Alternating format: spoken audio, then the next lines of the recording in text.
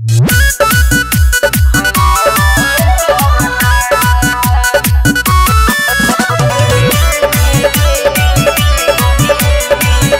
By Vikesh भोजपुरिया।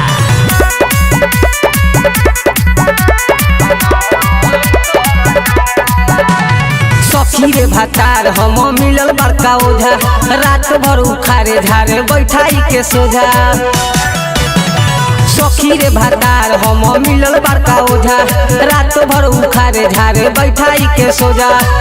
पढ़े मंत्र फूके बड़ गजन करता, पढ़े मंत्र फूके बड़ गजन करता। थोड़िए में हम सोइया रोज हवन करता, ढोरिए में हम सोइया रोज हवन करता।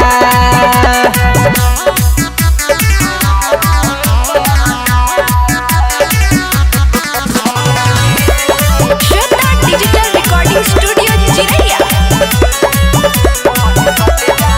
कहे सट जा आके लेट जा, चीते नाही करवट जा।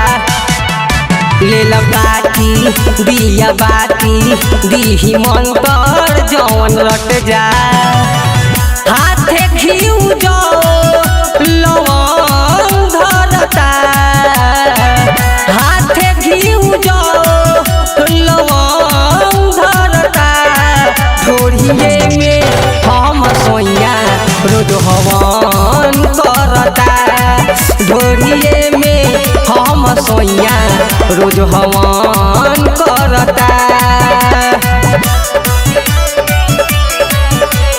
म्यूजिक बाय विकेश भोजपुरिया।